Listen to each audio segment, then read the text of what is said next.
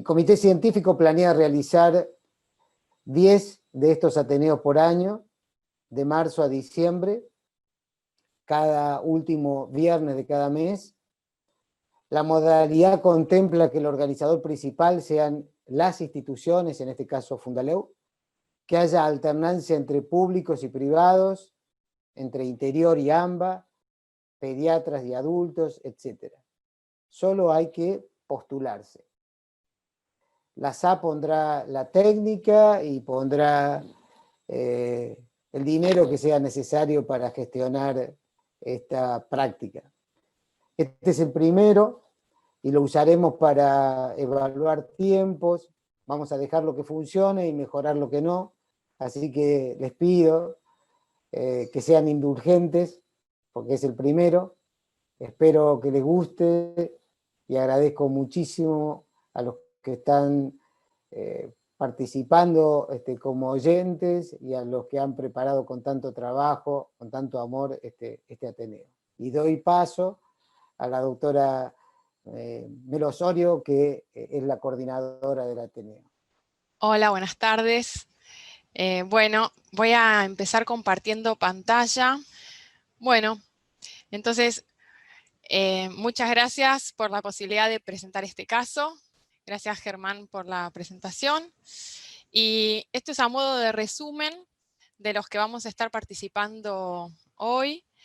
Yo voy a estar coordinando y a contar el caso clínico.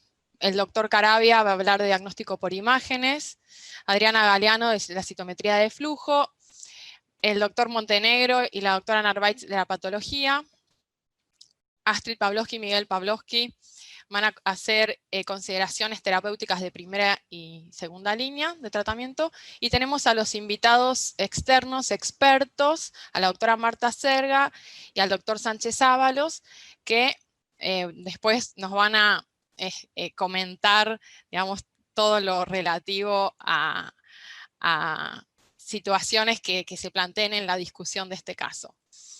Hay lugar para preguntas escritas que se pueden hacer a lo largo de la presentación. Va a haber momentos para leer esas preguntas antes de llegar a la parte de la discusión, que es la última parte del Ateneo, ¿no? Pero si alguien tiene preguntas con respecto al diagnóstico o con respecto a algo puntual de lo que se va comentando, se pueden hacer, se van a leer en algún momento que hagamos una pausa, se van a leer esas preguntas. Y bueno, como comentó Germán, este es el primero, es un poco una prueba, vamos a ver cómo sale, esperemos que bien, y por supuesto que hay siempre lugar para las críticas constructivas y para ir mejorando este espacio que tenemos, que creo que va a ser muy, muy valioso para todos, y es un muy buen lugar de encuentro, ya que no estamos teniendo los viernes de jornada científica, así que es muy bueno tener esta posibilidad. Bueno, voy a empezar con el caso. Es un paciente hombre de 37 años con ECOG 0. Él tenía como antecedentes un bypass gástrico realizado en el año 2012, ex tabaquista severo, que dejó de fumar en el año 2015 con el diagnóstico de su enfermedad. En mayo del 2015 consulta por palparse adenopatías cervicales asociadas a sudoración nocturna y pérdida de 8 kilos de peso en los últimos 3 meses. Al examen físico se palpaban adenomegalias cervicales e inguinales bilaterales, no tenía en el abdomen organomegalias palpables y tenía un laboratorio que era prácticamente normal, con una leve anemia, glóbulos blancos normales y plaquetas normales, la LDH era normal y el resto de la química también, y tenía serologías virales negativas. En ese momento se le hace una tomografía de cuello, tórax, abdomen y pelvis con contraste, y se evidencia una adenomegalia submandibular izquierda de 30 por 22 milímetros, cervical izquierda de 20 milímetros, mediastinal de 40 por 22 y un conglomerado retroperitoneal. Y en ese momento se solicita biopsia de ganglio cervical y se estudia con anatomía patológica. Y cabe aclarar que en ese momento del diagnóstico no se contó con citometría de flujo, se realizó la exéresis del ganglio en otra institución y se analizó por anatomía patológica. Esto es lo que muestra la patología. Bueno, en este caso podemos ver, es un corte histológico teñido con hematoxilina eosina. La próxima. Como podemos ver, está completamente desestructurada la arquitectura. La anterior, por favor.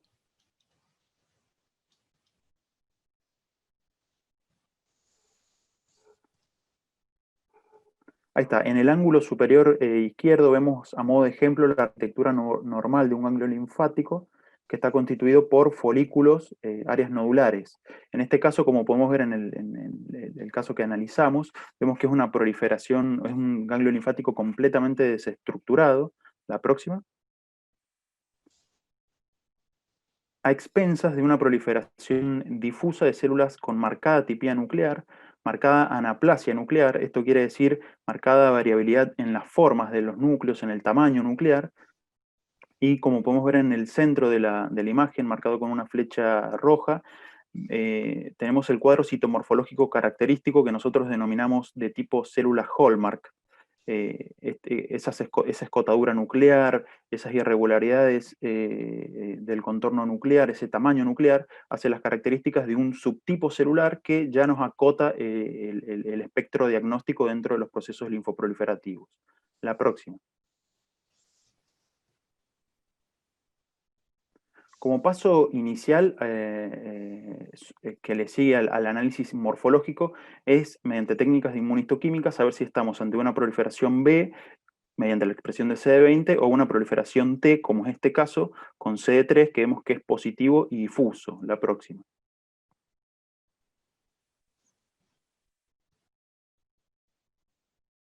Por lo cual estamos ante un proceso linfoproliferativo de células T que, de acuerdo al tamaño nuclear, podemos decir que es de alto grado histológico, y eso lo corroboramos con el índice de proliferación, que eso lo determinamos mediante Ki67, que es una proteína nuclear que se sobreexpresa en aquellas células que están en división. Como podemos ver, esta neoplasia tiene un alto índice de proliferación, se correlaciona con el tamaño nuclear, siendo esta proliferación aproximadamente cercana al 100%, la próxima. Acto seguido a este primer abordaje, para poder dicotomizar o acercarse mejor al diagnóstico de estas más de 30 entidades de linaje T, que describe muy bien desde el punto de vista clínico-patológico la OMS, contamos con otro subset de herramientas desde el punto de vista inmunofenotípico, como de biología molecular, que no se utilizan todas de golpe, sino que vamos escalonadamente de acuerdo al contexto morfológico y clínico. La próxima.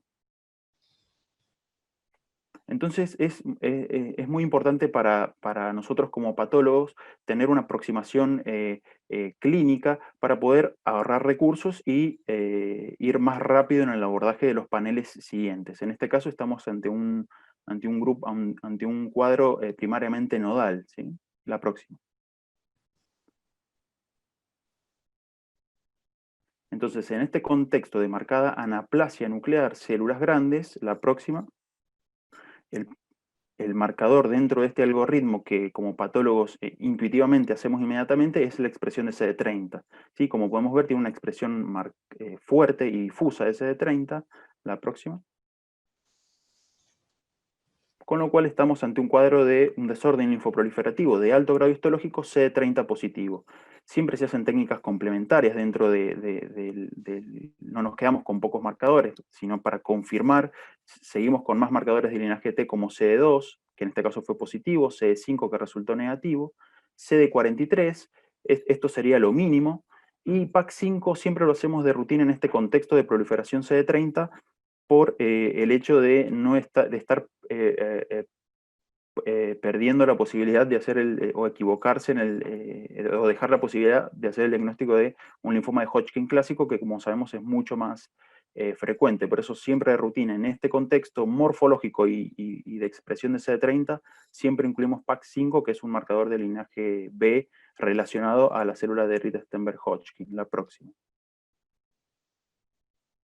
Entonces, ante este cuadro de neoplasia T con expresión de CD30, el algoritmo no es tan fácil, no termina ahí. Acá podemos ver marcado de naranja el prototipo de linfoma T con expresión de CD30, que es el grupo de los linfomas anaplásicos, pero sin embargo, fíjense con el tilde rojo, cómo hay otros linfomas que con ese tilde estoy señalando que se describe la expresión de CD30 en grado variable para otros subtipos incluso más frecuentes que los linfomas anaplásicos. Por lo tanto, es muy importante, más allá del contexto morfológico, sino cómo se expresa ese CD30 desde el punto de vista de la patología. La próxima. Como podemos ver, acá tenemos una expresión, esto es una imagen más panorámica, tenemos una expresión fuerte y difusa en casi el 100% de la celularidad neoplásica. Con lo cual, la próxima, esto nos posibilita llegar al diagnóstico de linfoma anaplásico de células grandes debido al contexto clínico, citomorfológico e inmunofenotípico. La próxima. Y finalmente, como paso obligado y final ante este tipo de linfoma, es determinar si estamos ante un linfoma ALK positivo o negativo. En este caso resultó negativo, y es importante remarcar que siempre la expresión de ALK tiene que hacerse a la par de un control conocido que sea positivo, ¿sí? En este caso, la próxima, resultó negativo, con lo cual el diagnóstico final es de un linfoma anaplásico de células grandes ALK negativo. La próxima. Bien, entonces con este diagnóstico comenzamos lo que es la estratificación de riesgo. Cabe aclarar que nuestro interés en presentar este caso tuvo que ver con la falta de evidencia científica por ser de muy poca frecuencia y nos generó dudas en cosas que se puedan hacer en estos pacientes respecto especialmente a los tratamientos. Entonces, llegamos al diagnóstico del linfoma de alto grado de agresividad histológica vinculable al linfoma de células grandes, anaplásico, ALK negativo. La biopsia de médula ósea no tenía compromiso por enfermedad y se realizó un PET. Este es el PET basal que se hizo al paciente, fue hecho el 5 de junio del 2015, en donde se objetivan múltiples imágenes ganglionares hipermetabólicas, tanto a nivel yugulocarotídeo, el lado izquierdo, de 18 y 21 milímetros de diámetro, con valor de captación estandarizado de 6,7 y 5,5 subunidades, respectivamente. También se objetivaron algunas imágenes ganglionares a nivel submaxilar derecho, entre ellas una de 32,2 milímetros y otra de 7,9 milímetros. En el hilio pulmonar izquierdo, a nivel de la región paraesofágica derecha.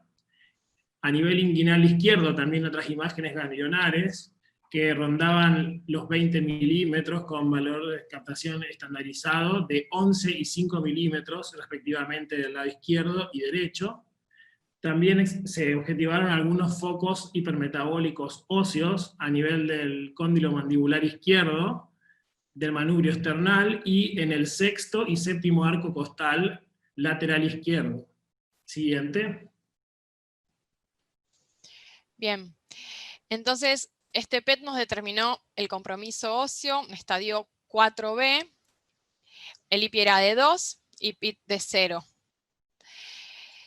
Se inició tratamiento entonces de primera línea con CHOP por 6 ciclos, sin intercurrencias. El tratamiento fue completamente ambulatorio, muy bien tolerado, y se hace la evaluación de respuesta luego de terminar los ciclos de CHOP. Acá se puede evidenciar que no se objetivan imágenes hipermetabólicas de captación patológica, solamente se pudieron ver algunas pequeñas imágenes ganglionares que no tenían captación del radiotrazador a nivel submaxilar del lado izquierdo y a nivel inguinal del lado izquierdo, con resolución de los focos hipermetabólicos óseos y los restantes ganglios hipermetabólicos visualizados en el estudio previo. Bien, entonces estando en remisión completa, se realiza tratamiento de consolidación en noviembre del 2015, con altas dosis de quimioterapia y rescate con células progenitoras hematopoyéticas, y el procedimiento nuevamente es muy bien tolerado. Se le otorga alta precoz al paciente, se hace una nueva evaluación de respuesta luego de esta consolidación y el paciente permanece en remisión completa. Con respecto a las consideraciones terapéuticas del tratamiento de primera línea. Bueno, cuando estamos frente a un paciente con un diagnóstico de linfoma no Hodgkin T periférico, tenemos que tener en cuenta que esto es un diagnóstico complicado, y esto es uno de los tantos trabajos que demuestran esto. Es un trabajo donde se revisan del NCCN 131 tacos histológicos con diagnóstico de linfoma no Hodgkin T periférico, y lo revisa un grupo de hematopatólogos expertos, donde había solamente un 44% de concordancia en los resultados. Es por eso que frente a estos diagnósticos tenemos que tener en cuenta siempre la posibilidad de revisar el preparado histológico o eventualmente una nueva biopsia para quedarnos tranquilos con este resultado que nos va a llevar a las siguientes tomas terapéuticas. ¿La siguiente? Antes de pasar a la siguiente, perdón Astrid, tenemos una pregunta del público que preguntan si se consideró CHOEP, y creo que ahora vos vas a responder, así que sigo adelante. Bueno, ¿y por qué es importante? Porque dentro de los linfomas T hay un montón de subgrupos histológicos con diferente pronóstico, y en algunos de ellos diferentes tratamientos, y acá tenemos en la línea naranja el caso del que vamos a hablar, que son los ALCL ALK negativos, que se diferencian en pronóstico de los ALK positivos. La siguiente. Y esto se va a volver cada vez más complejo, porque como en las otras patologías oncohematológicas ya estamos hablando de un diagnóstico molecular, y fíjense cómo los pacientes, el ALK negativo tiene una diferencia importante con su contraparte ALK positivo en cuanto al diagnóstico molecular, y si vemos acá en este grafiquito, vemos que dentro de aquellos pacientes diagnosticados con ALCL ALK negativo a nivel molecular, tenemos un 30% que se representa en este cuadradito naranja, que en realidad son diagnosticados como PTCL-NOS a nivel morfológico. La siguiente. Y esta es otra cosa importante, que a pesar de que estamos progresando un poco en el entendimiento de los linfomas no Hodgkin T, el tratamiento actual no ha mejorado, y fíjense estas dos curvas, una del 2011 y otra del 2018, donde la curva de sobrevida global siguen siendo equiparables, con una sobrevida aproximadamente del 30% a 5 años. La siguiente. Hablamos del score pronóstico. Este es un paciente de 38 años con un IPI de 2 y un PIT de 0, y fíjense que estas dos modalidades pronósticas, si bien son muy útiles, difieren entre ellas, entre sí, y tampoco nos condicionan a definir el tratamiento. La siguiente. Y así se han demostrado también un montón de modelos pronósticos. Hasta ahora ninguno ha demostrado una gran superioridad sobre el otro, si bien el IPI y el PIT son los más usados. La siguiente. ¿Qué cosas sí sabemos de los linfomas no Hodgkin T periféricos? Es que siempre se requiere un tratamiento sistémico, que los esquemas basados en adriamicina son los más frecuentemente utilizados en primera línea, pero también sabemos que a pesar de este ser el más frecuentemente utilizado, las recaídas tempranas son frecuentes, y como dijimos antes, la sobrevida global a 5 años es de aproximadamente el 30%. Siguiente. Entonces, ¿qué nos tenemos que plantear? ¿Hay algo mejor que el CHOP para este paciente joven? La siguiente. Y la otra pregunta es si es beneficioso que consolidemos con altas dosis de quimioterapia el rescate con células progenitoras en primera línea. La siguiente. Siguiente. Y acá vamos a analizar un poco, este es un metaanálisis de la sobrevida global con los tratamientos en primera línea en pacientes que reciben esquemas con antraciclina.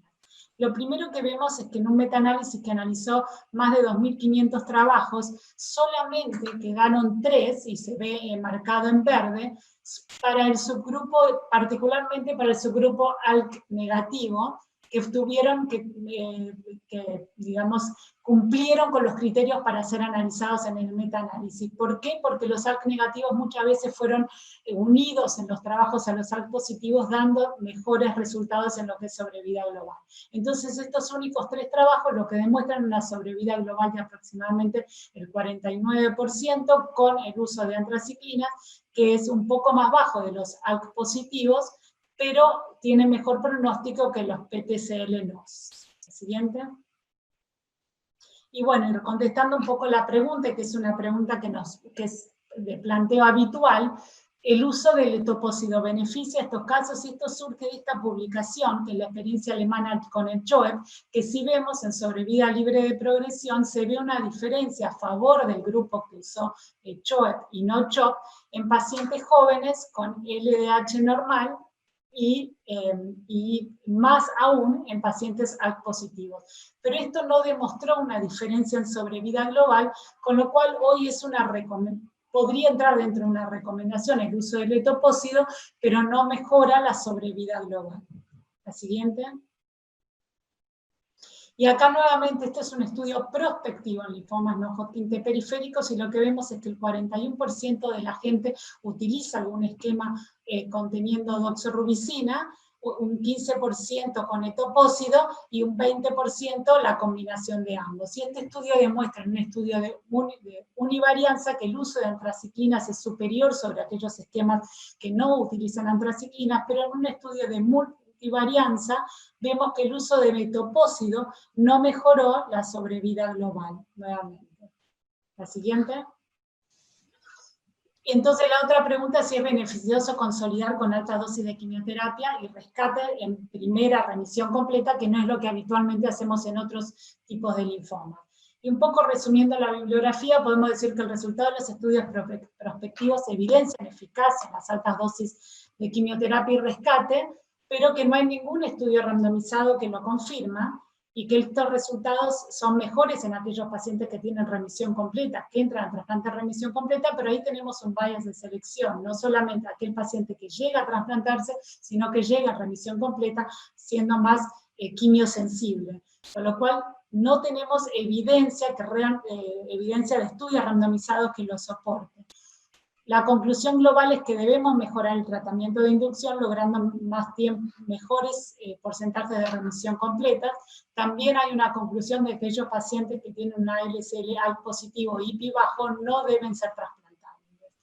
Y esto es un estudio también prospectivo, uno de los pocos prospectivos que hay del grupo nórdico, que demuestra estos resultados en sobrevida global para los distintos subgrupos histológicos luego del CHOEP y trasplante en primera línea, y lo que vemos en la curva gris es que aquellos pacientes con ALCL ALK negativo fueron beneficiados si tuvieran la mejor sobrevida global. La siguiente. Y otra cosa, pensando y volviendo al caso, que este paciente tiene 38 años, estamos hablando que su sobrevida global a 3 o 5 años es del 50%, también uno se podría plantear si es beneficioso hacer ALO en primera línea. Y este trabajo fue recientemente presentado el año pasado, donde es el único trabajo que randomiza entre autólogo versus ALO después del CHOEP en primera línea, y lo que se ve es que los resultados son exactamente iguales, y la conclusión es que no hay un lugar o no hay una recomendación para consolidar con un alotrasplante en primera remisión o primera respuesta. La siguiente. Y es así que nosotros llegamos a la decisión y tratamos a este paciente con CHOP por 6, ya pensando en consolidar con trasplante en primera remisión completa, y eso es lo que habitualmente usamos en nuestra institución. La siguiente.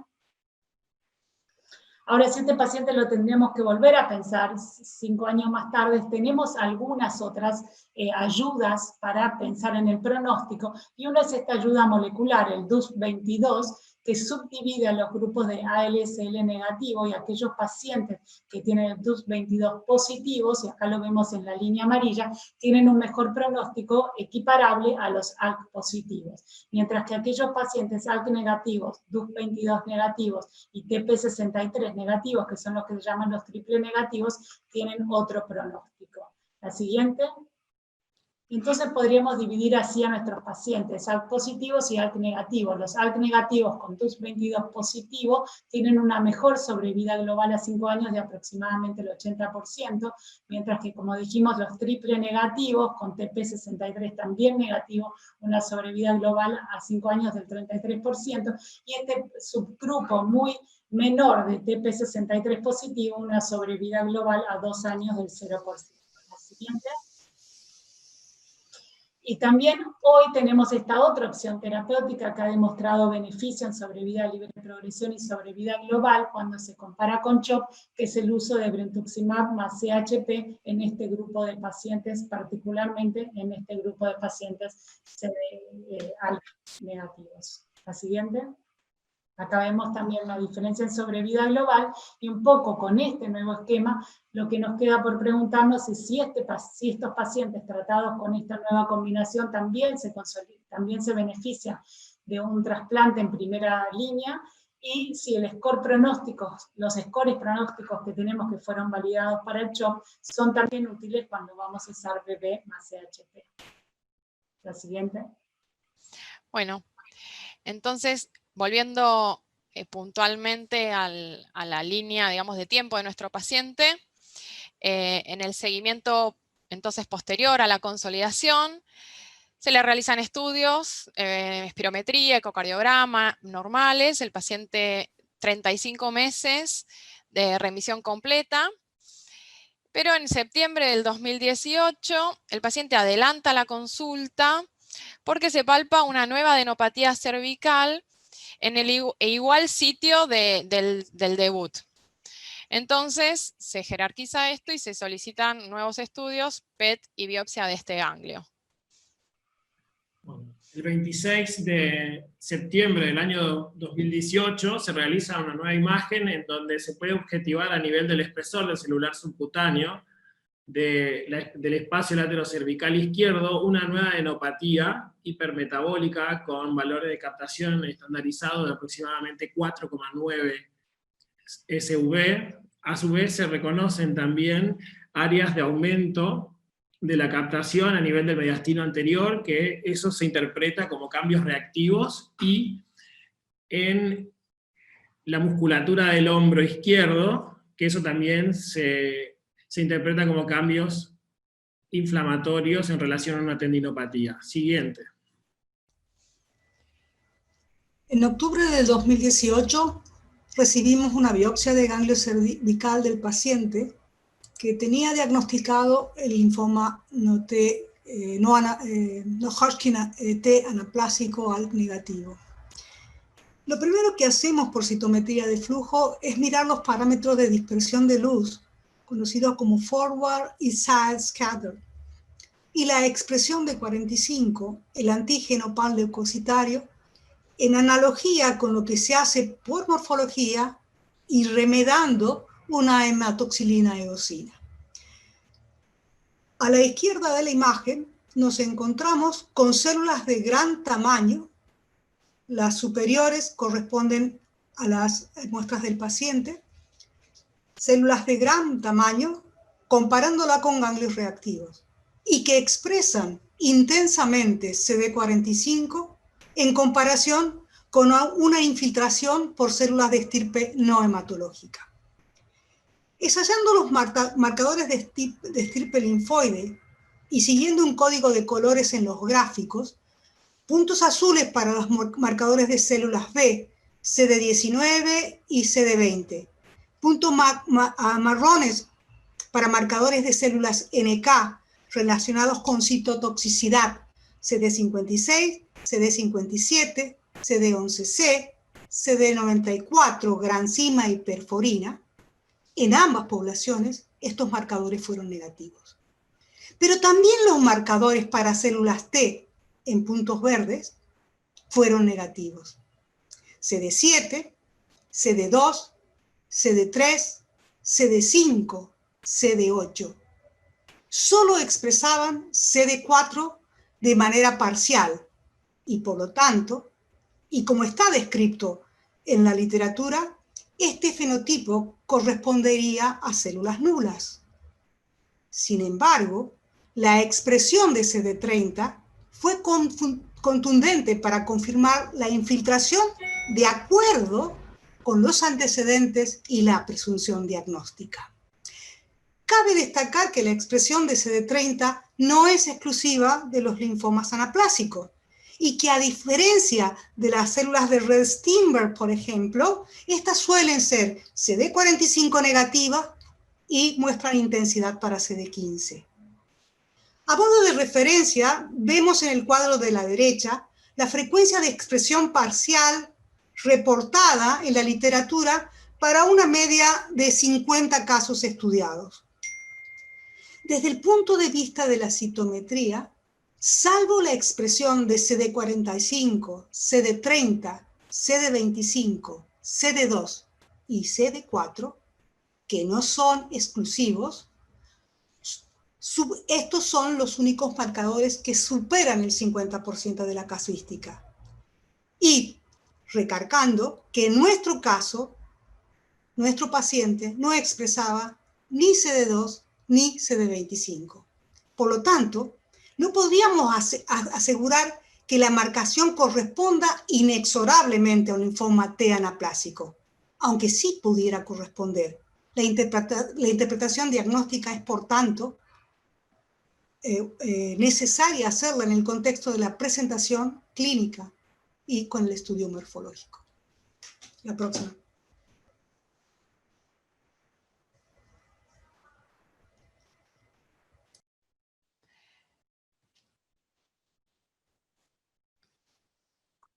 Disculpen. Este mismo ganglio, por el cual recién comentaron la inmunotipificación, acá podemos ver un extendido citológico que fue en contexto de control de material, en donde básicamente nos limitamos a separar material para citometría de flujo y ver si el material es suficiente o no. ¿Sí? Son células atípicas, pero sí, es limitada el estudio citomorfológico, sobre todo en lo hemolinfoide, ¿no? Esto ya es el corte histológico, en donde esas células que veíamos sueltas en el extendido citológico, la podemos ver en un contexto tisular, y vemos francamente una proliferación difusa de células atípicas, con marcada anaplasia, frecuentes mitosis, la próxima, con expresión de CD3, la próxima, y expresión fuerte y difusa para CD30, remedando el diagnóstico, el antecedente del paciente y el panel complementario que siempre hacemos de rutina en este tipo de procesos linfoproliferativos, con la negatividad para ALK, la próxima. Haciendo el diagnóstico, por supuesto, del linfoma anaplásico ALK negativo. Bueno, volviendo a la evolución, entonces en octubre de 2018 tuvimos esta recaída de enfermedad a los 35 meses del tratamiento de primera línea. Volvemos a estadificarlo con una biopsia de médula ósea que vuelve a ser negativa. El PET, que ya fue mencionado, con el compromiso cervical unilateral localizado, y se lo estudia al paciente para en búsqueda de donante con un hermano, tiene un donante posible de 3 de 6, como posibilidad de trasplante haplo. Y con respecto a las consideraciones terapéuticas, entonces el tratamiento de segunda línea. Bueno, acá sigo yo. Buenas tardes a todos. Es un placer estar acá en este primer Ateneo. Entonces teníamos este paciente joven, recaído, y la primera consideración era volver a la literatura, como siempre hacemos, para recordar cuál es la mejor opción a la hora de elegir un tratamiento para este paciente. Y esta es una revisión muy interesante del grupo Vancouver, liderada por Joe Connors y Lori Sen, que muestran el mal pronóstico de los pacientes tratados con quimioterapia, con una mediana de sobrevida libre de progresión de 4 meses y una mediana de sobrevida global de tan solo 7 meses cuando únicamente hacemos quimioterapia para un linfoma T recaído. En este grupo de pacientes incluían pacientes con linfoma T-NOS, angioinmunoblástico, y un cuarto de los pacientes tenían linfomas anaplásicos, ALK negativos y ALK positivos. La próxima. Entonces también la otra opción digamos, podría ser el trasplante autólogo, y los resultados tampoco son muy buenos. Acá pueden ver a la izquierda una publicación de Horwitz, donde la respuesta a la quimioterapia ICE es del 70%, y luego consolidados con trasplante autólogo, este grupo de 40 pacientes la mediana sobrevida libre de progresión es muy pobre, de tan solo 6 meses. A la derecha, la contracara es el trasplante halogénico, donde pueden ver que las curvas hacen un plató o meseta, y donde pueden ver que la sobrevida libre de progresión a 2 años es del 50% de los pacientes. Sin embargo, hay que tener en cuenta, la previa, hay que tener en cuenta que tiene un 17% de mortalidad, o sea, una mortalidad no menor, y hay series que hablan de hasta un 33% de mortalidad. Ahora sí.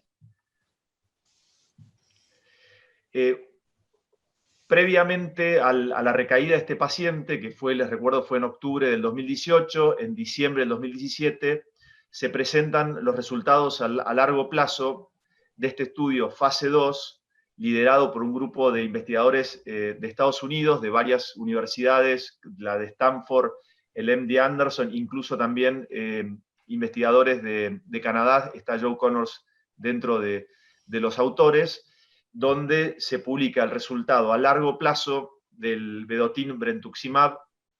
Solo para recordar, es un anti-CD30, un anticuerpo anti-CD30 conjugado con una droga que es monometil-auristatina, que causa la disrupción de los microtúbulos y que había sido demostrado primero muy efectiva en Hodgkin y luego en anaplásicos CD30 positivos.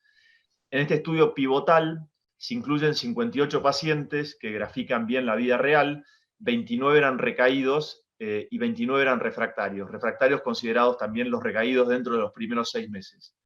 La mediana de edad fue de 52 años, 28% eran ALK positivos y 62% eran ALK negativos. Lo que diferenciaba a uno del otro era la mediana de edad. Los ALK positivos fue de 34 años y los ALK negativos fue una población mucho mayor, con una mediana de edad de 53 años. La respuesta global a la inducción con brentuximab, que fue la dosis clásica de 1.8 miligramos kilo hasta 16 aplicaciones cada 3 semanas, fue del 77%, con una tasa de remisión completa bastante alta del 66%, o sea, 38 de 58 pacientes. Y lo interesante del estudio es que no hubo progresiones luego de los 40 meses de seguimiento. El seguimiento al momento de la publicación fue de casi 6 años, de 71 meses. Y de los 38 pacientes que obtienen remisión completa, 16 pacientes son consolidados con trasplante, 8 con trasplante autólogo y 8 con trasplante halogénico.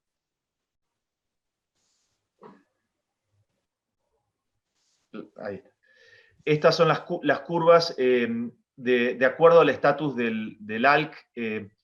Una de las cosas interesantes que mostró el estudio es que no hubo diferencias en sobrevida libre de progresión y sobrevida global entre los ALK positivos y los ALK negativos. Pueden ver a la izquierda de la diapositiva que las curvas se superimponen.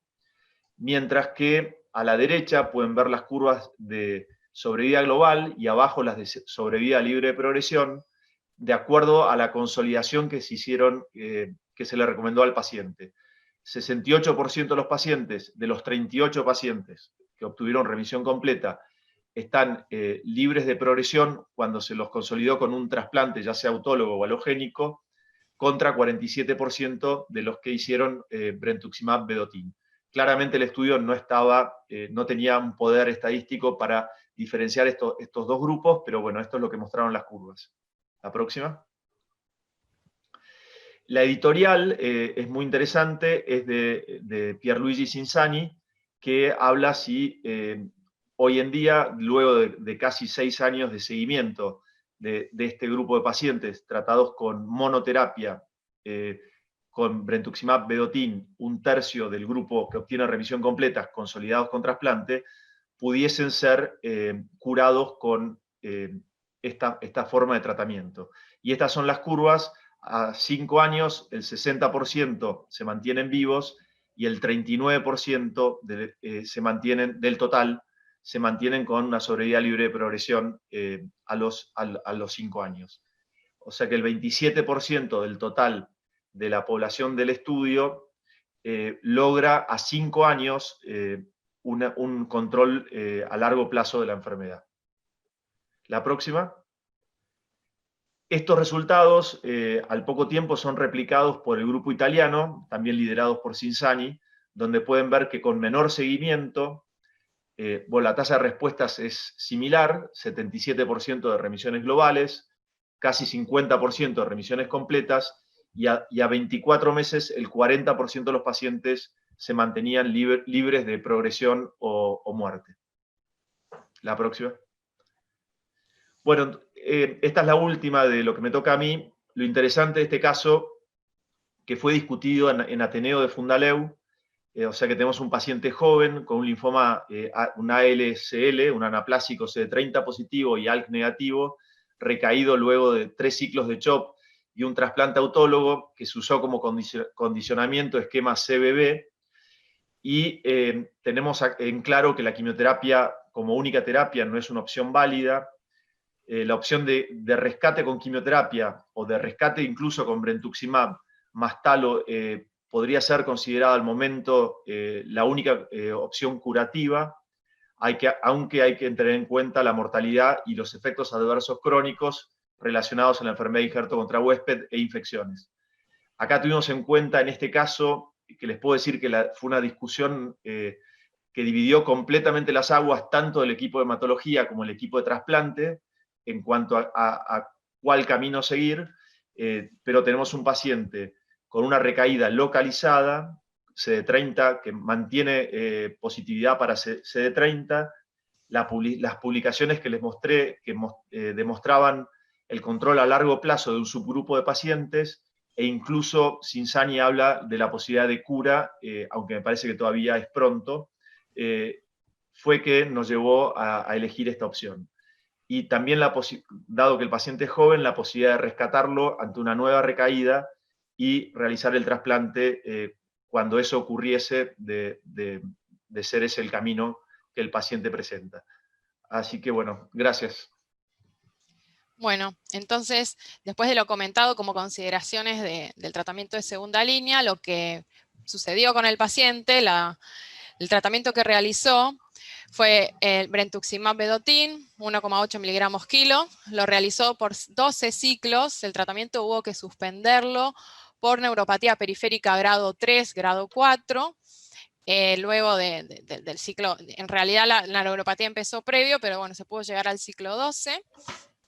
Luego de este tratamiento se realiza un PET sin captación patológica, un score de Deauville de 1, o sea que el paciente nuevamente en remisión completa, y ahí es cuando se abre la discusión que comentó Miguel recién, de la consolidación con el trasplante haploidéntico por la disponibilidad del donante del hermano 3D6.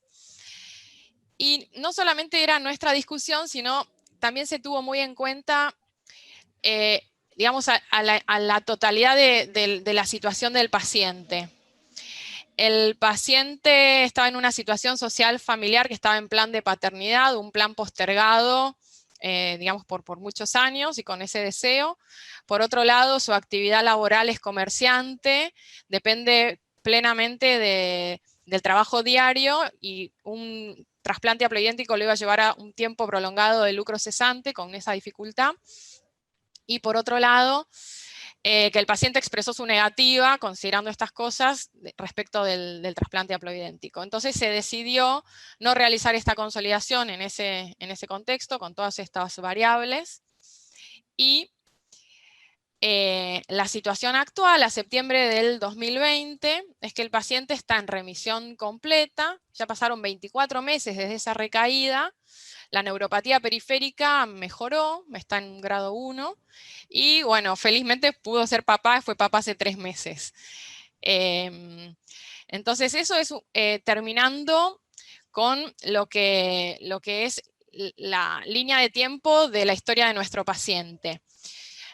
Antes de darle lugar a los oradores expertos invitados, hay una pregunta que hace la doctora Negri Aranguren, que dice: ¿el agregado de bendamustina puede mejorar los resultados? Eso como una pregunta. Tal vez la dejo abierta ahora para los expertos, porque justamente nosotros lo que nos planteamos cuando elegimos este caso es No tanto la dificultad diagnóstica que se pudo, digamos, hacer bueno, en forma cotidiana, ¿no? Sin mayor complejidad, pero sí nos generó discusiones, y una de nuestras preguntas es justamente qué opinan los expertos con respecto al tratamiento de primera línea, con respecto al CHOP, con respecto al CHOEP, con respecto al trasplante autólogo. El brentuximab en esta situación, en qué contexto, y obviamente, bueno, también tocar el tema del trasplante halogénico. Entonces, yo ahora voy a dejar de compartir y le voy a dar lugar, y muchas gracias por la participación del doctor Sánchez Ábalos y la doctora Serga. Así que les doy ahora creo que va a empezar la doctora Serga a hacer las consideraciones. Bueno, ¿qué tal? Buenas tardes a todos. Bueno, en primer lugar yo quería agradecer que la invitación o la convocatoria para participar así como en la discusión de este caso, y también quiero agradecer y felicitar la propuesta, digamos, de la decisión de realizar estos ateneos. Creo que ha sido una brillante idea, digamos, de las autoridades de la Sociedad Argentina de Hematología, justamente porque podemos tener la oportunidad de discutir estos pacientes que son los pacientes de la vida real, ¿no? Son los pacientes en los cuales se nos plantean estas dificultades. Y además porque ponen de manifiesto otro concepto que me parece muy importante de destacar, y que es la naturaleza multidisciplinaria de nuestra especialidad, donde aprendemos muchísimo de los especialistas de diagnóstico por imágenes, de los especialistas de densitometría, de los patólogos, ¿no? Y verdaderamente es un trabajo multidisciplinario. Bueno, no sé si yo puedo agregar muchas cosas, porque tanto la discusión de Astrid como de Maiko ha sido muy ricas. Puedo hacer quizás algunos comentarios. Con respecto a la presentación del paciente, digamos, solamente me llamó la atención, me quedó una duda que después me gustaría que me comentara el especialista en diagnóstico por imágenes, y era si, ya que, digamos, el paciente había tenido unas imágenes óseas positivas en el PET, si esas imágenes habían tenido correlato morfológico en la tomografía. Es claro que después esas imágenes desaparecieron en el PET de fin de tratamiento, así que uno asume como que probablemente tuvieran que ver con compromiso por enfermedad, y esta es una característica de los linfomas T en el hecho de el frecuente compromiso extranodal que tienen al momento del diagnóstico. Pero bueno, me había quedado la duda de si esto había tenido algún tipo de correlato desde el punto de vista morfológico. Buenas tardes, doctora. Sí. Aprovecho el momento para poder responderle. Esas lesiones óseas que aparecieron en el primer PET-TC a nivel de los arcos costales, como así también en el esternón, no tuvieron ejemplificación tomográfica y tampoco tuvieron repercusión en el segundo PET-TC posterior a la primera línea de tratamiento. Normalmente esa es una de las ventajas que tiene el PET-TC para la estratificación en los linfomas, es que se ven las lesiones óseas antes que la ejemplificación tomográfica. Exacto, y eso me parece que es un tema interesante, no solamente para los T, sino que eso lo estamos viendo muy frecuentemente en la enfermedad de Hodgkin, donde uno, digamos, donde muchas veces el paciente después de las imágenes del PET salta de un estadio 2 a un estadio 4 por compromiso óseo, ¿no? Así que eso es algo, me parece que es un dato interesante a destacar. Con respecto al tratamiento, sí, con respecto a... Justamente las últimas guías que salieron respecto al uso del PET-TC y las comparaciones que tiene con la tomografía en la estadificación de los diferentes linfomas, una de las características es esa, que el PET-TC permite muchas veces pasar de un estadio al otro, y la tomografía algunas veces no nos permite localizar algunas lesiones óseas que no tienen ejemplificación tomográfica al momento de la realización del estudio. Bien. Bueno, muchas gracias, doctor. Bueno, con respecto al tratamiento de primera línea, En verdad, yo, digamos, apoyo un poco todas las consideraciones que hizo Astrid con respecto a que en realidad el grupo alemán, en el único subgrupo de pacientes en los cuales demostró un beneficio con el agregado del etopósido al esquema CHOP, fue justamente en los pacientes jóvenes ALK positivos. Y en realidad en los otros subgrupos de pacientes no hubo un beneficio claro con el agregado del etopósido. Y bueno, ni que hablar de el uso en pacientes mayores de 60, 65 años, donde la toxicidad mayor, digamos, lo hace un esquema por ahí desaconsejado. Llama la atención, o por lo menos es interesante, el comportamiento de este paciente. El paciente obtiene rápidamente remisión completa con los esquemas, con los 6 ciclos de CHOP, y logra ser consolidado con trasplante autólogo. Esto a veces en otros linfomas T, muchas veces uno asiste a la progresión de enfermedad intratratamiento, a veces hacia el final del tratamiento, y muchas veces el paciente ni siquiera logra alcanzar la consolidación con trasplante en primera remisión. De manera tal que, si bien no tenemos datos moleculares, un poco mirando la historia hacia atrás, yo me atrevería a pensar que probablemente este sea un ALK negativo, quizás de que tienen un comportamiento un poco menos agresivo. Quizás este sea un paciente con positividad para el 2P22, si uno tuviera posibilidad de detectarlo, digamos, porque llama la atención un poco ese comportamiento que ha tenido. Este paciente se consolida con un trasplante autólogo, que hoy es considerado, si bien es absolutamente correcto en las consideraciones acerca de que seguramente haya sesgos en la selección de los pacientes, porque llegan a la consolidación con trasplante los pacientes que han obtenido la remisión completa, hoy creo que todos estamos un poco de acuerdo con la consolidación en primera con trasplante autólogo, excepto en los pacientes ALK positivos, sobre todo con IPI bajo, de manera tal que yo coincido absolutamente con la propuesta del tratamiento inicial que se hizo con este paciente.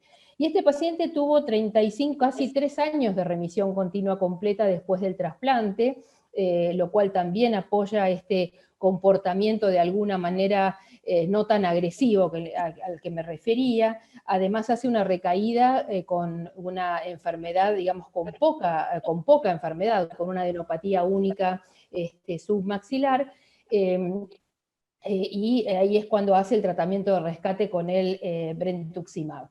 Hoy probablemente hubiera sido un paciente, a la luz de los resultados del ECHELON 2, hoy hubiera sido un paciente que probablemente en la primera línea se le hubiera ofrecido un esquema con brentuximab vedotin, a la luz, digamos, de los resultados tan alentadores del ECHELON 2. Y con respecto a un comentario que hizo Astrid, hay un subanálisis que se presentó en el último ASH, donde aquellos pacientes que habían obtenido remisión completa con el ECHELON 2, se analizó aquellos que habían sido llevados a una consolidación con trasplante autólogo. Y lo que se pudo ver es que, digamos, también había un beneficio en términos de sobrevida libre de progresión, si bien el seguimiento es un seguimiento aún corto, en aquellos pacientes que, habiendo obtenido remisión completa con el ECHELON 2, eran consolidados con trasplante autólogo. De manera tal que, bueno, este paciente obviamente es un paciente tratado mucho antes de la aprobación en primera, así que yo coincido, digamos, con el abordaje terapéutico en absoluto que se hizo con él. Tanto, digamos, con respecto a la recaída, mejor dicho, con respecto a la decisión acerca de si consolidar o no consolidar con un trasplante alogénico una vez obtenida la remisión completa con el brentuximab, yo, digamos, coincido un poco en absoluto con las consideraciones que hace Maiko en esa última diapositiva, porque es un paciente que había tenido un largo periodo libre de enfermedad después de la consolidación con el autotrasplante, que había tenido una recaída con una adenopatía única submaxilar, que había respondido rápidamente con una monoterapia con brentuximab. Y como bien se mencionó acá, el trasplante alogénico, en realidad, uno en realidad plantea al paciente que frente a esta posibilidad, yo diría que hay 1/3 de pacientes en los cuales tienen la posibilidad de tener una evolución muy favorable, con curación de la enfermedad y sin toxicidad significativa. Hay 1/3, quizás un poco menos, de pacientes que pueden tener lo que podríamos llamar una evolución intermedia, donde si bien se controla la enfermedad, ese paciente va a tener morbilidad o una evolución, podríamos llamar intermedia, con un impacto importante en la calidad de vida o en las complicaciones vinculadas un poco con el trasplante. Y va a haber una tercera parte, quizás los porcentajes no son estrictamente así, pero una tercera parte de pacientes que van a tener una evolución desfavorable por recaída de la enfermedad. De manera tal que yo me hubiera inclinado por la misma decisión. Por supuesto, en esto es importantísimo plantear las cosas frente al paciente y que el paciente participe, o sea el último decisor, pero creo que hay posibilidades después de rescatarlo frente a una potencial recaída. Lleva ya casi 2 años después del uso del brentuximab. Habrá posibilidades, en el caso de una eventual recaída, de rescatarlo con algún esquema de tratamiento, probablemente quimioterapia más nuevamente brentuximab, porque tuvo un periodo libre de recaída más bien prolongado, y ahí sí, obviamente, plantear la posibilidad de un talo. Muchas gracias, Marta. Hay preguntas escritas, pero para seguir la agenda le vamos a dar lugar a los comentarios del doctor Sánchez Ábalos, y después abrimos las preguntas escritas y los comentarios orales. Bueno, primero quiero agradecer la invitación. Segundo, felicitar al doctor Stemelin y a todos los que están actuando en la organización de estas actividades, porque me parece lo más positivo que se puede hacer en esta época de pandemia, en donde no nos podemos encontrar personalmente. Yo creo que estoy totalmente de acuerdo con lo que se hizo en el paciente y con lo que se ha planteado. Primero, que evidentemente él no hay duda que tiene un linfoma anaplástico ALK negativo, por todas las características histológicas y por citometría de flujo. Yo creo que, no sé, el tipo histológico correspondería a la forma común, o sería más a la tipo Hodgkin. Eso me gustaría, si me pueden contestar. A la tipo común, doctor. Bueno, está bien. Perfecto. Bueno, gracias. Con respecto a la primera línea de tratamiento, las dudas que existen de si es mejor CHOEP o CHOP, y si es útil o no consolidar con un autotrasplante a pacientes que hacen remisión completa o muy buena remisión, creo que existen las dudas porque no hay datos realmente únicos, sino que no uniformes respecto a eso. Respecto al tratamiento con recaída, me parece muy bien el uso de brentuximab vedotin. Pero como dijiste, Marta, realmente creo que en este momento, en primera línea, no hay ninguna duda que el tratamiento es brentuximab vedotin con CHP, es decir, sin el uso de Oncovim, puesto que eso aumentaría muchísimo la neurotoxicidad del brentuximab. Y yo creo que los resultados que se están obteniendo realmente son muy buenos, y no sé si en ese caso se justificaría, ya agregando al brentuximab, discutir si conviene o no un autotrasplante en primera remisión, y no en ese caso guardar para recaídas posteriores la posibilidad de un rescate con autotrasplante. Yo creo que el paciente en este momento, en una remisión completa con brentuximab, yo creo que hay que seguir controlando simplemente. ¿Y por qué? Porque algo que ya dijo Maico, la sobrevida prolongada en pacientes que han tenido es muy alta, más del 70% a 5 años, así que, y uno se guardaría conducta más agresiva como el allotrasplante y algún otro quimioterapia de rescate, en el caso que exista una recaída en el futuro, pero no sé si eso va a ocurrir pronto o a largo plazo.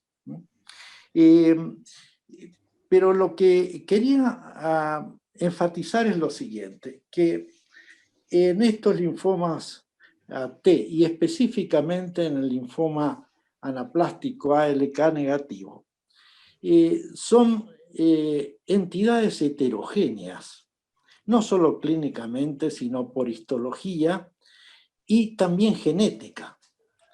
Y de ahí viene la observación que hizo Astrid, de lo importante que es conocer las alteraciones citogenéticas que tienen esta entidad. ¿Por qué? Porque se ha visto de que si tienen una alteración, un rearreglo en el gen DUSP, que codifica una fosfatasa que activa la vía del MAP, y que en realidad es un protooncogen. Se ha visto que esos pacientes tienen muy buena sobrevida, e inclusive con el tratamiento habitual de CHOP. Y en realidad lo equipara y hasta mejora a los resultados del ALK positivo. Ahora, ¿por qué en realidad es esa ventaja? Bueno, primero que es un oncogen y que evidentemente está manejando unas vías de activación intracelular, de proliferación, etc. Pero es muy interesante porque se ha visto que esas células que tienen este rearreglo expresan mucho más HLA de tipo 2, expresan muy bajo PD1 ligando y tienen moléculas coestimuladoras en superficie, de tal forma que lo hacen células seguramente mucho más manejables por el sistema inmune. Así que, y por el otro lado, eso ocurre, la expresión de este rearreglo es de alrededor de un 30% en los pacientes esto. Y por otra parte, si tiene el rearreglo del TP63, que es un homólogo del TP53, que tiene relación con los rearreglos del DNA, se ha visto de que tienen pronósticos muy severos, con 5 años solamente el 18-20% de sobrevida. Y aquellos que son triples negativos, es decir, el resto, porque es ALK negativo, DAS negativo y TP63 negativo, tienen una respuesta similar a lo que es en realidad el ALK negativo que nosotros conocemos, es decir, una respuesta y una sobrevida a los 5 años de alrededor del 40%.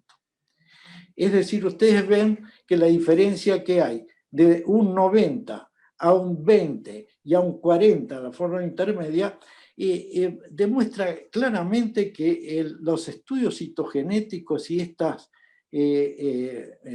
mutaciones o rearreglos es muy importante para considerar no solo el pronóstico, sino también la conducta terapéutica. Que cuando uno lo toma como simplemente como una entidad definida solamente por la histología o la clínica, yo creo que está siendo insuficiente en este momento. Pero eso es lo que está pasando con todas las patologías neoplásicas y oncomatológicas. Ya hablamos de otros tipos de linfomas, ya hablamos de leucemia linfática crónica, de mieloma múltiple, etc., en donde la investigación de alteraciones citogenéticas va a ser muy importante. E inclusive nos va a permitir evaluar mejor los resultados que hasta ahora se han comunicado, que seguramente está totalmente tergiversado por la diferente proporción de pacientes que tengan o no estas alteraciones citogenéticas. Bueno, eso yo creo que es muy importante. Ahora, este paciente, a mí me parece por la evolución que debe ser un DUSP mutado. ¿Por qué?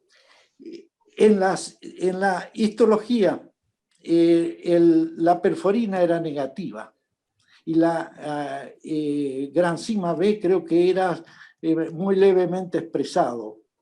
Lo mismo, y no vi si tenía TIA estudiado, pero la expresión de las moléculas citotóxicas, en el caso de los DUPS mutados, están ausentes. Pero evidentemente la inmunohistoquímica no suplanta al estudio FISH, porque en realidad los estudios de estos rearreglos se hacen por FISH. El DUST está en el cromosoma 6 y el TP63 en el cromosoma 3. Bueno, yo creo que eso es lo que en realidad yo podría decir. Creo que es importante si por ahí medicamentos que actúan directamente sobre receptores de membrana y actuando todas las vías de señalización intracelular pueden en realidad sobreponerse a estas pequeñas alteraciones citogenéticas, pequeñas o grandes, ¿no? Es decir, ¿qué quiero decir esto? Si el brentuximab vedotin en realidad puede sobrepasar estas alteraciones citogenéticas y que la respuesta sea igual, tenga o no tenga estos rearreglos o mutaciones. Creo que las mutaciones también descriptas en este tipo de linfoma, que es el TET, el Notch, el JAK, es lo que está dando, e inclusive alteraciones epigenéticas, es lo que está dando el hecho de que se estén utilizando en estos linfomas inhibidores de la histona de acetilasa, hipometilantes, etc. Si bien con estos, hasta ahora, en linfomas T periféricos, los resultados no van más allá que alrededor de un 15 a un 30-40%.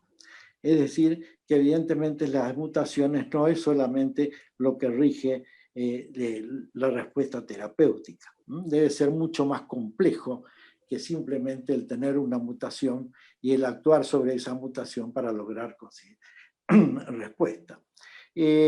Bueno, yo creo que eso es simplemente lo que yo podría agregar y bueno, estoy de acuerdo con todo lo que se ha hecho y lo que se planteó aquí respecto a la conducta futura en este paciente.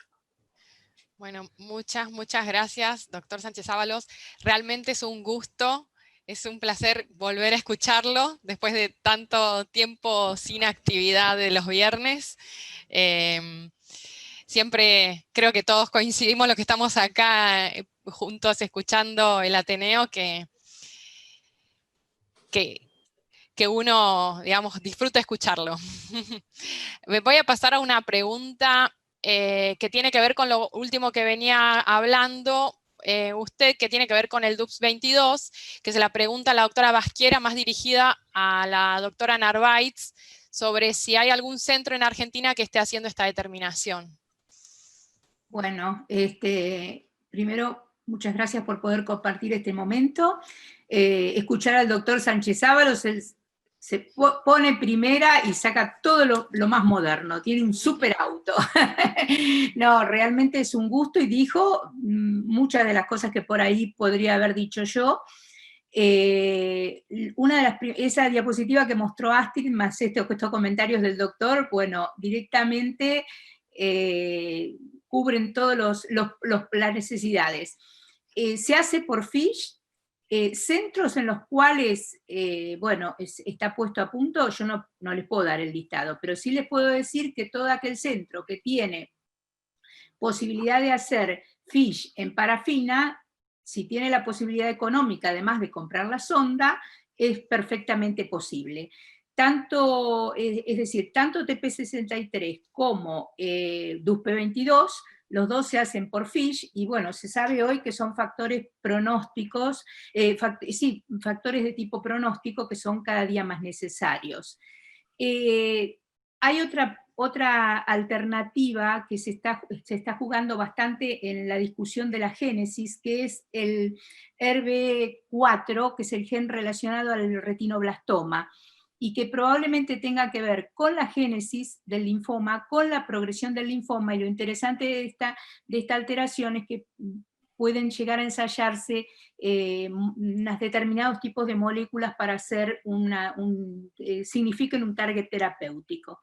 Bueno, eso desde el punto de vista de la pregunta, la posibilidad está, se hace, y vuelvo a repetir, cualquier centro que tenga manejo del tejido, manejo de la parafina para hacer Fish, que es lo más difícil, que tiene que ver mucho con una muy buena fijación, con un muy buen procesamiento, y con un ojo avesado que tiene que estar manejado por un patólogo. Por eso la nueva generación de patólogos hacen muchísimo biología molecular y se entrenan en observar la histología y compararla con el Fish que haga falta en ese momento. Y esta entidad, por definición, como dijo el doctor Sánchez Sábalo, es una entidad que es heterogénea desde el punto de vista morfológico y desde el punto de vista molecular. O sea que probablemente dentro de este linfoma tengamos diferentes tipos de presentación o de génesis de los mismos. Para cerrar, a mí me gustaría decir una cosa, que es muy importante todo lo que nosotros avanzamos para darle a los hematólogos, pero es muy importante también saber hacer un buen diagnóstico anatomopatológico y que ustedes sepan interpretar ese informe. Por lo tanto, el mayor problema que tenemos, y de hecho no me gusta decir la palabra error, pero no cabe otra, sobre todo cuando la terapéutica va a ser una terapéutica totalmente diferente. El mayor problema es el linfoma T con expresión de CD30. Entonces, vienen errores diagnósticos con los que resultan ser después linfomas T con expresión de CD30. Y para eso es importante saber que tiene que haber un gran porcentaje dominante de células que expresen CD30 y que ese CD30 sea intenso y bien difuso. O sea que necesitamos, frente al informe, que esté hecho el ALK, como dijo Mauro, con testigo, porque no tenemos testigos internos, y que el CD30 sea en el 100% de las células fuerte, y que además esas células dominen toda la escena de la neoplasia. Ese sería mi aporte, no sé si... Muchas gracias, Marina. Sí, muchas gracias. No quiero dejar pasar una pregunta de la doctora Quinteros de Salta, y ahora podemos empezar por ahí con la discusión, abriendo micrófonos. Pero ella pregunta si, tal vez para la doctora Marta Serga, si hubiera sido mejor iniciar más temprano brentuximab. No era, digamos, posible, pero bueno, esa es la pregunta, por ahí para hacer algún comentario al respecto. Sí, sin duda, digamos. Sí. Hoy sabemos que el brentuximab en primera línea, como se mencionó, son los resultados del ECHELON 2.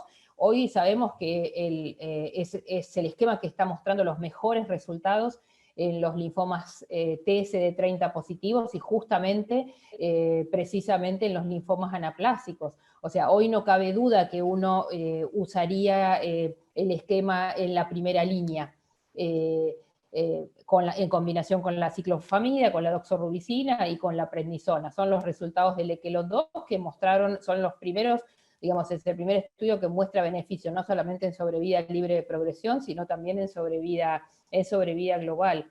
Lo que yo había comentado acerca de ese subanálisis posterior al Echelon 2 sobre la utilidad o no de la consolidación con trasplante, esto en realidad, el protocolo de Echelon 2 daba, digamos, la libertad a los investigadores del uso de la radioterapia y del uso de la consolidación con trasplante una vez terminado el esquema. Y bueno, son números pequeños porque no son tantos los pacientes y son también datos un poco inmaduros todavía porque tampoco hay un muy largo seguimiento.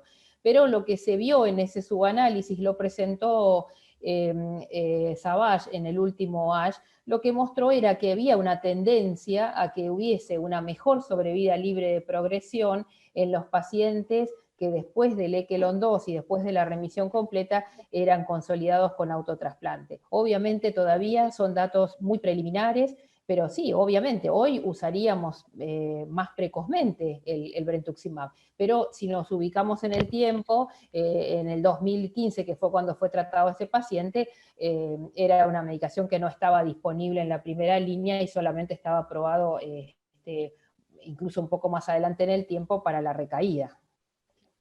Muchas gracias, Marta. Contesta la pregunta. Sí, creo que queda contestada. Una pregunta de Salta. El doctor Stemelin, que está levantando la mano, por favor, a ver. Germán. Sí, ¿ahí se me escucha? Sí. Bueno, en primer lugar, en términos generales, quería felicitar a Fundaleu, felicitar a los disertantes, a los 200 casi personas que están viendo esto. En algún momento había casi 200, y agradecer a Marta Serga, que en el día de su cumpleaños está acá discutiendo. Bueno, lo de Sánchez ya nos sorprende, ha llegado a ese punto realmente que siempre nos aporta cosas realmente increíbles y es una garantía. Y lo que quería comentar con respecto al caso son dos puntos. Me da un poquito de miedo que quedara la sensación de que la decisión en este paciente, que obviamente fue acertada, es un chico de 37 años que termina siendo papá, fue una decisión fácil. Yo no conocía el caso, lo desconocía por completo, pero me imagino que la discusión tiene que haber sido difícil, y probablemente el hecho que el paciente no hubiera querido ser sometido a trasplante alogénico, lo cual también se entiende porque el trasplante alogénico es un procedimiento muy traumático, creo que eso destrabó la situación y seguramente hizo más fácil la decisión, porque normalmente los pacientes con linfoma T, o sea, no hubiera sido extraño que el paciente hubiera recaído. Creo que nosotros estaba pensando qué haríamos nosotros con el mismo paciente en la misma situación. Creo que le ofreceríamos un trasplante haploidéntico. Y se ha mencionado mucho el punto del Echelon 2. Coincido en que los resultados son realmente muy, muy interesantes para todos los CD30 positivos. Pero acá se abre otra cuestión de la vida real, o sea, si tenemos realmente acceso o no tenemos acceso al brentuximab vedotin en primera línea. Estos atenidos un poco también persiguen eso, ¿no? Que solamente discutamos aquello que se puede hacer en el ultra primer mundo, sino también cuál es nuestra realidad. Y yo creo que la realidad hoy para la mayoría de los hematólogos es que es muy difícil indicar brentuximab vedotin en primera línea. Eso es todo. No, muchas gracias. Estaba el doctor Pavlovsky que quería hacer un comentario. Sí, Maiko. lo que quería comentar era hablar en relación al estudio fase 2 que comenté en recaídos, que es el estudio más grande de uso de brentuximab en pacientes con ALCL recaídos. En cuanto a la neuropatía, que justamente este paciente fue limitante, es la principal toxicidad que hace que sea, digamos, que tengamos que interrumpir o no poder completar los 16 ciclos. En el estudio hubo 60% de neuropatías que, digamos, y por otro lado la contracara es que el 91% tuvieron mejoría o remisión completa de la neuropatía. De 33 pacientes que tuvieron neuropatía, 22 pacientes tuvieron remisión completa de la neuropatía. Ese era uno de los puntos que quería comentar. El otro que se habló mucho y me parece muy, pero muy interesante, la determinación de DUPS 22. Tengo entendido que se hace por FISH en 2 centros que son el ROFO y el alemán. Quizás alguien del ROFO o del alemán pueda hacer algún comentario al respecto. Y lo último que salió en las preguntas es en cuanto al uso de bendamustina.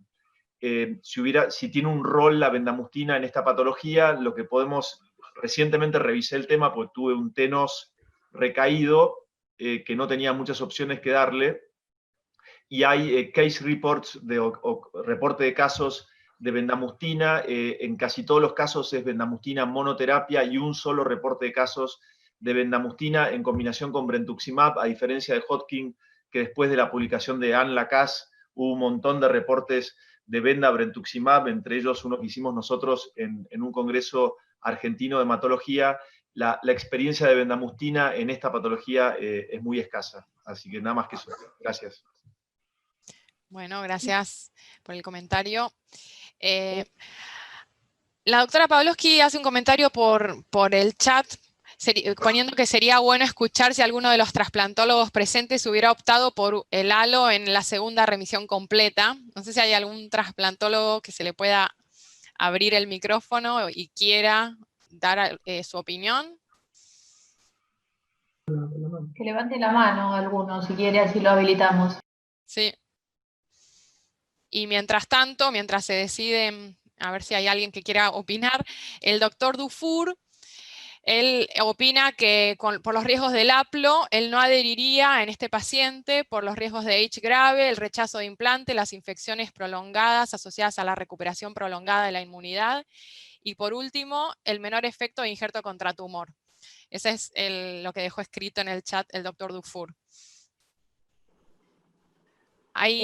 Yo quisiera hacer un comentario.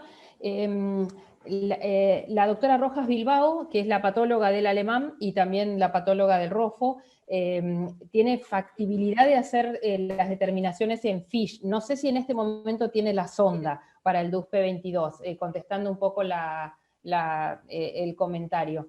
Y Maiko, aprovecho para hacerte una pregunta. ¿Cuánto tardó el paciente en retrogradar la neuropatía? El paciente, lo puede contestar mejor María José que yo, bueno, ya que perfecto, si bien inicialmente fue paciente mío, después se lo pasé a María José. Sí, al paciente lo sigo viendo yo y me manda fotos de la hija que está enloquecido con la nena. La realidad es que todavía sigue teniendo neuropatía, tiene grado 1, o sea que no revirtió completamente. Fue referido a un neurólogo de periférico del hospital italiano y estuvo en tratamiento médico, sí, continúa con pregabalina, con ácido tióptico, con vitamina B. Llegó a tener dificultades en la marcha y a que se le caigan las cosas, o sea, agarrando un vaso que se le caiga, o sea, bastante importante. Y ahora eso lo revirtió completamente, pero todavía tiene parestesias. O sea que sí fue muy significativo el evento que nos obligó a suspender. Y yo quiero hacer un último comentario, digamos, con respecto a lo que mencionó Germán.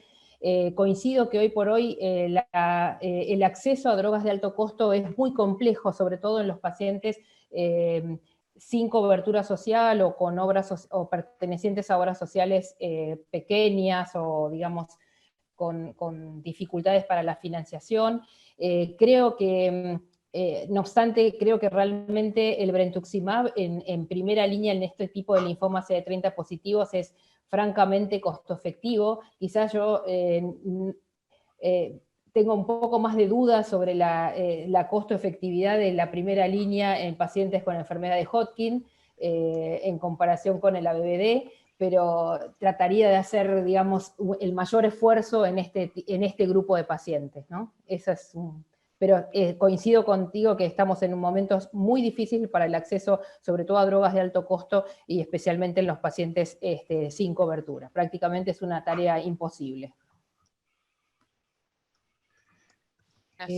Con respecto a la pregunta de Astrid, creo que Astrid no quiere escucharme a mí porque estuvimos discutiendo durante meses de este paciente, se refería a otros trasplantólogos, pero bueno, en ausencia de que nadie diga nada, nosotros realmente nos inclinamos por trasplantarlos. No era una decisión fácil porque era una recaída tardía, localizada, y lo que más pesaba claramente es que el paciente se negó realmente. Esto fue concretamente así, se habló con el paciente, se le ofreció como siempre todas las posibilidades y los pros y contras de cada uno de ellos, pero realmente inicialmente nos inclinábamos a trasplantarlo, sí. Y yo quería comentar que también, de acuerdo en que nosotros también nos hubiéramos inclinado a trasplantarlo, pero creo que dado que el curso, o sea, retrospectivamente uno ve que el curso del linfoma no es tan agresivo, sino más bien es indolente, también se puede trasplantar en una segunda recaída, y es probable que uno lo pueda volver a rescatar con brentuximab o con quimioterapia. Entonces también cuando existe esa posibilidad, creo que, y ante la toxicidad del trasplante, es totalmente, digamos, esta decisión es totalmente acertada, y por supuesto siempre ante un procedimiento de complejidad como el trasplante alogénico, siempre hay que explicarle todas las complicaciones al paciente y decidir en conjunto. Y con respecto a lo que comentaba el doctor Dufour, el trasplante haploidéntico se asocia a una muy baja incidencia de injerto contra huésped, así que no sería la primera preocupación que nos hubiera generado como efecto a largo plazo, así como la mortalidad, y se utiliza régimen de intensidad reducida, así que la mortalidad asociada temprana al trasplante también es muy baja. Desde ya que, como dice Ana, este curso de la primera recaída tardía más una segunda recaída relativamente tardía y localizada, hacía a uno no ponerse tan belicoso al momento de la discusión, digamos. Pero bueno, quería comentar eso. Muchas gracias. Después, Astrid hace comentario debido a la neuropatía hay guías para bajar la dosis respecto al grado de la neuropatía. Sí, eso es lo que se hizo, se bajó la dosis e incluso se atrasó los ciclos, se fueron atrasando los ciclos. Gracias por el comentario. Isolda Fernández dice que necesitamos los estudios moleculares. Es un comentario bastante frecuente que oímos de ella. Y hay una pregunta de la doctora Negra Aranguren que dice si están de acuerdo los trasplantólogos en el autólogo en primera línea. Sí, yo creo que al momento sigue siendo el estándar. Sí, como decía Marta, digamos, hoy en día sigue siendo el estándar en estos pacientes. Si bien, como todas las consideraciones, cuando lo presentó Astrid inicialmente, la falta de evidencia, así, de fuerte evidencia, sigue siendo considerado en primera comisión. Gracias. ¿El doctor Dupont quiere hacer un comentario? Yo quería hacer un comentario sobre trasplante haplotipo idéntico, que tiene relación con lo que dijo Juliana.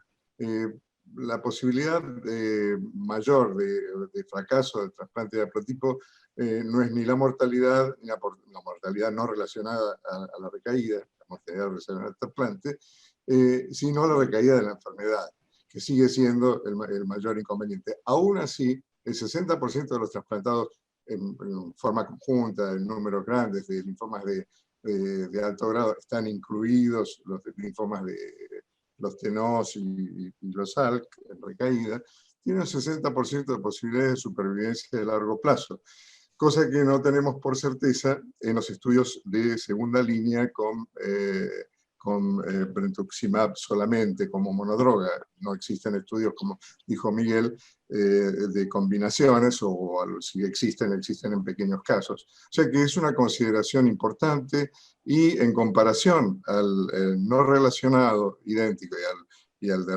relacionado familiar idéntico, la posibilidad de enfermedad de injerto contra huésped crónica es muchísimo más baja por la inmunosupresión con ciclofamilia post-trasplante. Yo hubiera elegido o hubiera propuesto para este paciente, como lo han hecho ustedes, consolidación en la segunda remisión con trasplante haplotipo.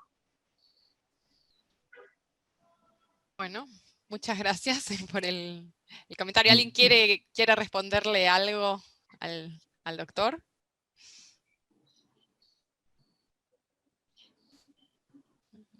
Bueno, tengo que pedirle perdón a Pedro porque era Pedro el que hizo el trasplante la pregunta del autólogo. Perdón, Pedro, no era Florencia, era el padre.